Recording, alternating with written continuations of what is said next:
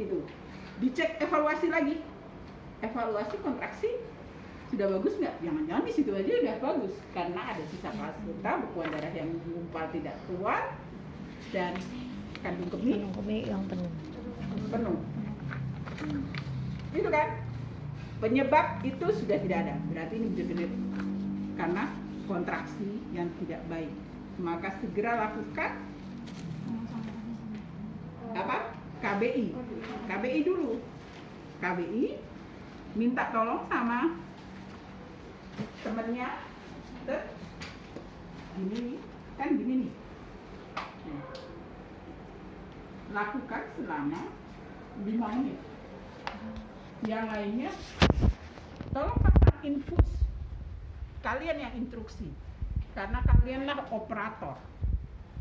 Kalau di puskesmas, di Ponek itu ada 1 bidan operator, 1 bidan asisten, dan 1 administrasi.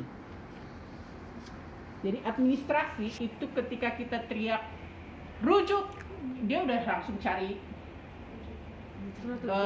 bukan surat rujukan, hanya cari juga rumah sakitnya, udah langsung. Nah, di sini inilah yang operator inilah yang harus berpikir, pasang infus, kasih 20 oksi, karena dia yang merasakan ini kontraksinya sudah benar-benar ada, inersia sebenarnya hanya kontraksi lemah atau benar-benar tidak ada. Ketika kontraksinya lemah, mungkin oksitosin drip saja operator bisa merasakan, oh iya, oksitosin drip deh 20. Mungkin operator langsung bilang 10 aja cukup nih, istrinya sudah mulai ada misalnya. Itu bisa. Siapa yang menentukan itu? Operator yang merasakan di sini adanya kontraksi atau tidak. Pasang infus. Kalau sekarang secara teori aja ya, anggap ini tidak ada. Maka pasang infus 20 unit. Kemudian udah gitu, sudah kita tahan, kita lihat lepas selama 2 menit, ternyata perdarahan masih banyak, kita tahan 2 menit lagi, 5 menit, kemudian kita tahan 2 menit. Setelah itu masih tidak bisa, kita lepaskan. Misoprostol dong, ini taruh di sini, tangan kita kan masih kotor, nggak apa-apa kan? Masukin sini ke anus karena kotor. Terus habis ini kita cuci tangan, obat sudah ini, digerus dulu, kasih sublingual 2. Iya, gelus dulu. Kalau di anal nggak di Enggak, langsung aja nggak apa-apa 3. Kan dia itu nggak bisa dilepas. Kalau di sini kan bisa dilepas. Pahit soalnya. Iya kan? Bu, yang digerus itu yang buat di sini. Di mulut. Kalau di mulut kan serbuk langsung dia menyerap. Tapi kalau di sini anus ya nggak jadi masalah, dia nggak bisa dikeluarin kan? Kalau udah dimasukin udah nggak bisa dikeluarin kan? Nggak apa-apa, dia nyerap gitu. Tapi kalau yang di sini sebaiknya digerus biar cepet di bawah lidah. 2. Itu berarti yang di anus juga 2. 3. Kan 10. 6 sampai 10. Bu menentukan 600, menentukan 1000 itu tergantung jumlah perdarahan dan tergantung bagaimana pada saat kamu merasakan kompresi. Kalau kamu cuma untuk maintenance dan ini kontraksi kayaknya sudah mulai ada nih, ya kan? Maka itu. Nah, abis itu kan ini kan mau gini, temennya, ayo lanjutin KBI dong, lanjutin KBI. Kalau temen bidan kan bisa lanjutin KBI, dia lepas, minta siapkan, tadi udah disiapkan itu, yang ini masukin ke anus, yang ini nggak usah. Ini bisa tadi nyuruh sambil, kan gini ya, ini kan tadi KBI. Kan udah pasang infus. Nah, KBI-nya itu ketika dievaluasi perdarahannya masih banyak, 2 menit, kan kita minta temennya nih nyuruh nyiapin dulu supaya dekat dengan kita, dan dia boleh kita suruh masukin kalau misalnya perdarahannya cukup banyak, masukin dulu ke sublingual. Ya, itu mah Bu mau 3 sublingual dulu apa ini dulu? Sama aja. Sama aja tablet. Itu pendarahan banyak, kita nantinya gimana? Udah berapa cc gitu mungkin? Ngalir. Biasanya itu kita akan merasakan banyak. Ya darahnya akan banyak dan bekuannya akan banyak dan biasanya satu kain penuh dan ini penuh. Oh gitu. Itu agak sulit kita menentukan. Oh ini lebih dari 500 cc bahkan ini bisa 1 liter karena apa? Perdarahan rahim ini disertai dengan air ketuban. Jadi kita nggak bisa real. Oh ini darah doang. Iya kan? Ini darah doang nih yang keluar sampai 1 liter.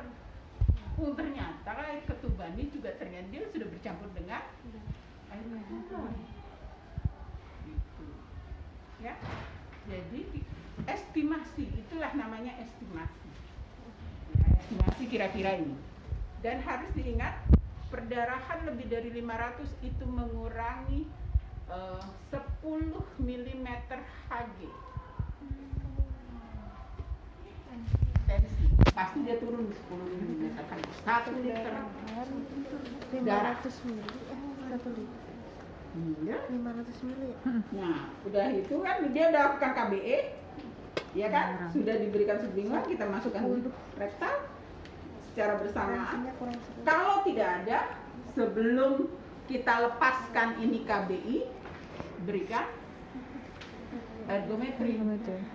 Gitu. Jadi obat udah jalan nih semuanya, baru KBE kita masukkan ini bersihkan, lihat kontrol sambil siap-siap untuk rujukan dan siap-siap untuk menyiapkan apa balon kateter dan yang lainnya. Tadi ergometrinya gimana Bu? Nah, kan saya bilang kalau tidak ada miso kasih ergometrin 4 injek 2 ampul injek IM, iya kan?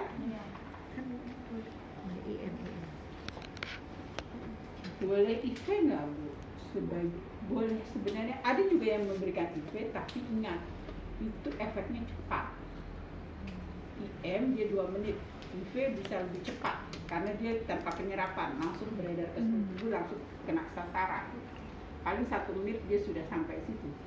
Cuma kalau kita tidak tahu bahwa nih punya hipertensi dan lain sebagainya, kalaupun itu resikonya dia tensinya semakin tinggi, nanti bukan apa-apa, stroke-nya yang perdarahan nggak kuat jadi stroke gitu. Jadi ergometri tidak boleh diberikan pada ibu-ibu yang hipertensi.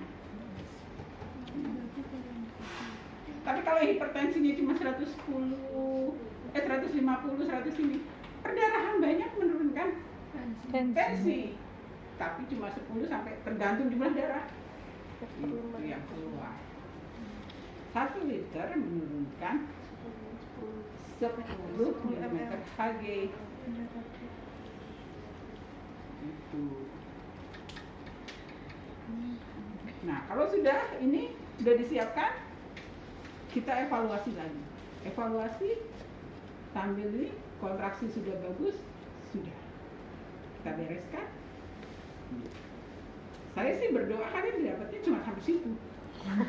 Iya, dari gitu. Ya.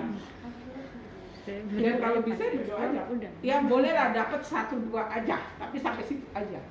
Karena kalau sudah KBI, sudah perdarahan itu biasanya pasti ada gangguan pada miometriumnya. Dan kalau udah gangguan miometriumnya, kita lihat anaknya, kadang-kadang anaknya baru 1, aduh udah, saya sih udah ngena sendiri, nggak bisa ngomong karena juga sudah diikat, nanti kebayang sama saya, oh ini nanti diikat, nanti di sini, di situ.